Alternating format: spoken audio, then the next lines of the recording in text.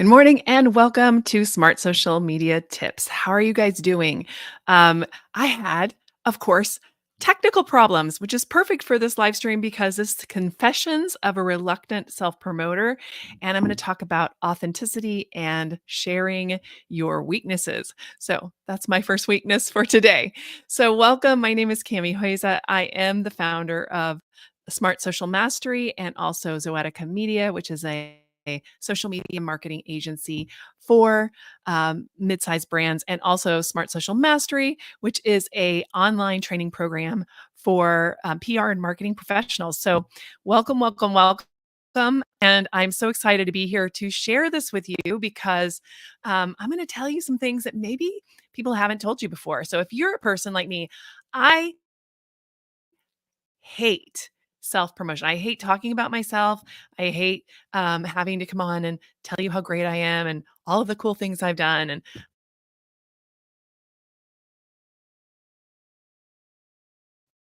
get out there. Let's get this going. And so it's something that I've always struggled with personally. So if you're one of those people that have struggled with this personally, like I do not like to talk about myself and I really have a hard time writing about myself. I mean, your bio, think about your bio, how hard it is to write your own bio. I was just working with somebody yesterday with this exact topic.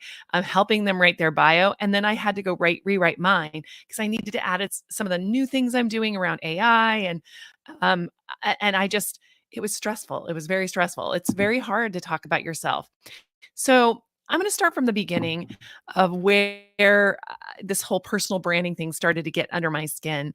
And that was, let's go way back to 2006. In 2006, Time Magazine announced that you, yes, you, were the person of the year. I don't know if any of you remember that when Time Magazine did that. Let me know in the comments if you have. But I'm going to share a really fun slide here to show you kind of what I'm talking about. So this was the cover of Time Magazine. It said, "You are the person of the year," and it had a mirror on it. Do you see this mirror that's in there? It had this mirror on it. So when you looked at the magazine, all you saw was your own face. Can you imagine how like stressful that would be? You're looking at your own face. And a lot of people had fun with it. They took the magazine, they photoshopped their picture into it, they gave it out to their audience.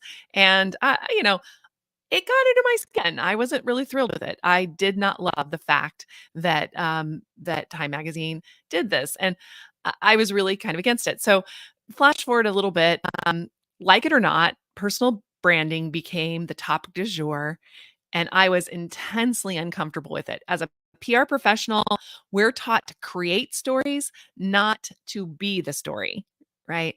And so I wrote many posts on the topic along the lines of this, which I'll share with you so you can see. I looked them up because I was like, oh my gosh, I wrote so many posts about this back then. Here are just a few of them. Well, I'll show you my screen here real quick if I can. Hold on a minute. Jeez, see technical problems. I'm having them all over the place today, guys. I do not know why. Okay, here we go. So here are just a few of them that I found from my library, and a couple were the cult of social media personality. It's not showing right now. I'll just read them to you. The cult of social media personality. Whatever happened to communication? Newsflash: you don't own your personal brand or your reputation. Meaning, like other people give you your reputation matters about what other people say, right? And then the third one was beyond personal brand to character. So I really hated it. I hated the whole idea of like having to brand myself. I thought that was the stupidest idea ever. I'm going to be really honest. I didn't like it. And I have a really good friend. His name is Mark Schaefer, and he wrote a book back then called Known, like Be Known. And it was a little bit after that point in time, but I didn't even read that book at the time. And I've read all his books. I didn't read that book at the time because I was like, "I don't wanna do this." I do not want to, submit to this personal branding thing. So, anyway, again, moving forward because again, I have to rethink sometimes. I don't know about you, but, like, I have pretty strong opinions and feelings about certain things, and sometimes it takes me some time to wrap my head around what it means for me. what this means for me. And what this means for me is different than like maybe what it even means for you. Maybe you love personal branding. Let me know in the comments. Oh, I love personal branding. And I don't know where you guys are watching today. I can see some of the comments and not others because I'm also live on Instagram. And if you're watching on Instagram, thank you. I will pull it up here on the side and see if I can't see what you're saying. But yeah, I just don't love it. So I'm wondering, how do I do this? Because here's the thing, like it or not, we have to have some sense of personal branding in a sense of getting a job. Or if you're like me, I'm a consultant. And right now, if you aren't known as a consultant for something, it's really hard to get the your clients to trust you. It just sort of has happened like that over the years. And remember, this all started back in 2006. And so rail against the machine, I lost the battle because I did not win my arguments that we should be calling this reputation building, which we always did before. I mean, you have a reputation, right? That's how that works. So I'm going to pull this up so I can make sure if I see your guys' comments over here. Cool. So I am doing that right now. So I will be able to see your comments on social media if you have them. So let me know if you do. Or I think I will. I don't know how to do that exactly. Anyway, I'm learning. So I was just deeply uncomfortable with this expectation. It's it's hard for me to talk about myself. There's a reason I started a business blog and not a personal blog back in 2005. I wanted to talk about my work and the intersection between social media and, well, it wasn't even called that then, digital media, online reputation, and public relations. I wanted to look at what public relations and this new world of digital online meant for us at the time. So also, by the way, I feel like I'm great at helping other people shine. I can talk about you for forever. I'm great at helping people to shine, but when it comes to me, I just kind of clam up. I don't want to talk about it too much. And until I learned about what I'm going to tell you about today, I really had an uneasy relationship with personal branding. And I'm going to tell you why you should build one and why you might be thinking about it like I was in maybe slightly the wrong way. So, I work with PR and marketing professionals, as I said, to help them build their online brand in my Smart Social Mastery Mastermind. That's a lot of masteries. Um, and this is what I hear from them, and this is what I feel too. So, number one, they have concerns about appearing boastful or arrogant. Um, Professional training. Our professional training is I am not the story. I had somebody tell me that about they were in legal work and they were saying the same thing. I'm not the story. Interesting. Imposter syndrome and that feeling of like, is what I do any different than what anybody else does? That one is really a big one. Cultural norms around self promotion. Like if you're around a group of friends or peers who don't love self promotion, if you self promote, then you're afraid that you're going to get judgment from others. You may fear you're going to be judged by others. So those are some of my fears. I think that judgment one was a big one for me because I hung around a lot of really good professional people that you would know their names. So I felt like, well, who am I, right? Who am I? I'm not anything that special. And so it was a big problem for me for sure. And I think maybe it might be for you too, because I'm seeing a lot of thumbs up. So I'm assuming that is true. All right, cool. So let me just talk about how to flip the script. I'm going to be real quick about this because I have a meeting that's coming right up. But number one is that to flip the script, the thing that really helped me and finally got me to this point of view is that Time Magazine said, you are the person of the year. And what I learned and what I've come to understand and really embrace is that it's not about you, it's not about me. It is being known for something isn't about you. It's about the people you are serving. It's this is such a big part of it. It's a mind flip. You have to understand it's not about you. So, here's the thing. It's not bragging if your stories are told in service to helping somebody else. Not like, "Oh, look how great I am. I won this big award. Ha ha ha, how great I am." No. How can you take the things that you're learning, the experiences that you're having and turn them into content that helps someone else? like I'm doing right here. I'm showing you what I'm talking about. So even brands can do this. One of my favorite recent things is Dove. And I know they've had some other issues too, but Dove has a real beauty campaign that I really love and have loved for years. And one of the things that they just came out with, and you can just send me, by the way, if you can't get the links to these, some of my social media, I have the links on, some I don't. But if you want the links to any of these, just send me in a comment that you want the links and I'll get them to you later today. So this is for some reason, guys. But Dove has a new beauty in the AI age format. So what they're doing is they've created a PDF that teaches you how to prompt AI to create images that are not as biased. So they go through an entire walkthrough of how you do that. For whatever reason, I can't share it with you. My screen is being weird, but they walk you through every bit of that. So I have that PDF and I have the link to the page where you can go get it, but you can just look up beauty in the AI age on Google and it will take you straight to the page. But if you want it for me, I have all the links. So let me know.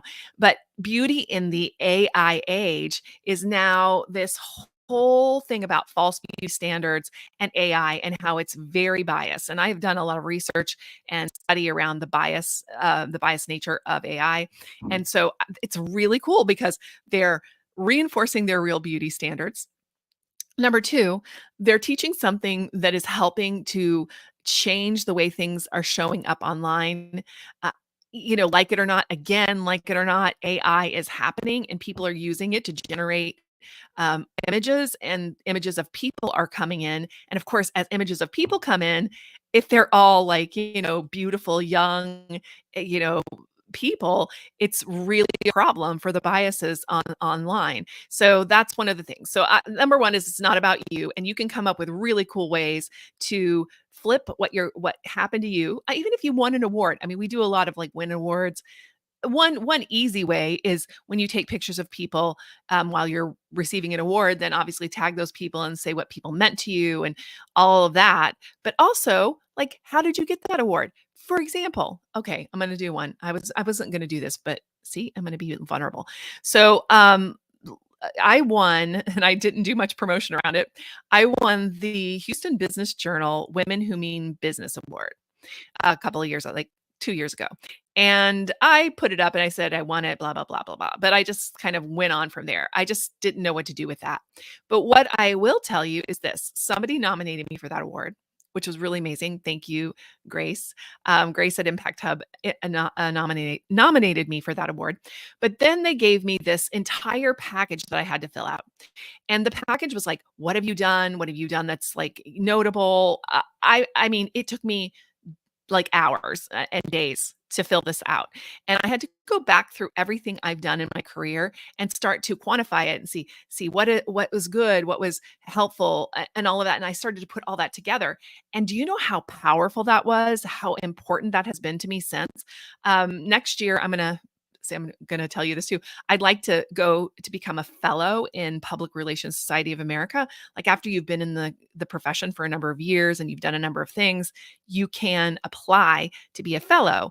And that will take me putting all these case studies together. So guess what? Because I applied for this Houston Business Journal Award, now I can start to think about other things I can apply what I did all that work to. So again, like applying for awards is kind of weird because somebody has to nominate you, but then you have to do the work to show them why you should be chosen. And it was really hard. I'm going to be really honest. It was like one of the hardest things I've ever done because it's just so much focus on me. It was very frustrating. But once you've done that, you can take those things and you can then use them in other places. So again, if you have an opportunity to apply for an award, even if you don't win it, the process of going through that kind of self-discovery is so important. Okay, so you are unique. That's the second thing. So the first thing is the Dove, and I showed you it's not about you, right? It's not about you.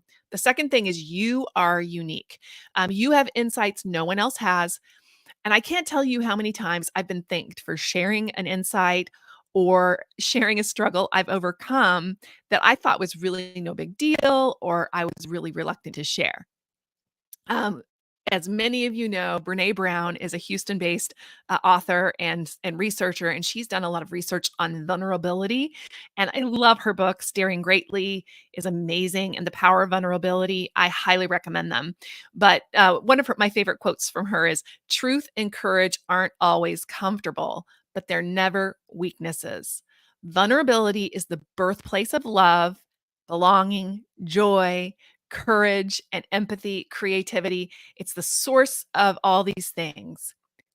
You are unique, and your point of view, I don't care how many people have done what you've done, you have a certain way of looking at it that no one else does, that I can learn from, that others around you can learn from. And if you put it under a screen and never show it, we will never learn these things. So we're waiting for you. We're waiting for you to tell us. Three, it builds trust. I don't have to tell you, in the era of deep fakes and fake news, that trust has completely plummeted. One of the only ways to stand out is to be real. I really feel like that's the only way we can stand out in today's environment, is to be as real as possible. Um, I found a really great study in Harvard Business Review this week. It's called Fostering Perceptions of Authenticity via Sensitive Self-Disclosure. And what they found is that when leaders disclosed their weaknesses and kind of how they overcame them, that's part of it, far from being judged or losing status, it led to positive outcomes. It led to people trusting them, and they were perceived as authentic, and people wanted to work with them more. So if you're trying to attract people to what you're doing, to who you are, then you have to give something first. You have to share it. And also people will get to know, like, I watch these videos and ads and stuff, and everybody seems so fake. So fake. And we're trying so hard to put on an air of like, hey, we're cool. That's what I don't like about, I guess, the culture where, you bring out your car and show all these amazing things that you have that other people don't have. Mm, I mean, I guess they can, in some cases, inspire people, but I personally feel like, I want to help people to come alongside me rather than to show how much better I am than them. So that's just me maybe, but that's me. So, again, I have to admit, I'm still a little bit, worried about showing myself online, really worried about doing that. But in the end, unless you are known, like Mark Schaefer says, you aren't able to help those you want to help. And you can't make the impact that you want to make. And today, with today's fake online environment, it might be the only it might be the only thing that makes you stick out. It might be the only thing that makes you stick out. In today's environment, being known might be the only thing that makes you stick out. And being known means that people understand who you are and where your heart is. For me, that's what I like to call it. It's where my heart is, like where I'm coming from, my values. So, what are your core values, and how can you infuse them into your content, into the way that you show up online, into all of those things? Now, alongside that, you're going to have to create some content. You're going to have to put things out there. Happy to help you with that part too. But the first step is embracing the fact that you have things that we all need to hear.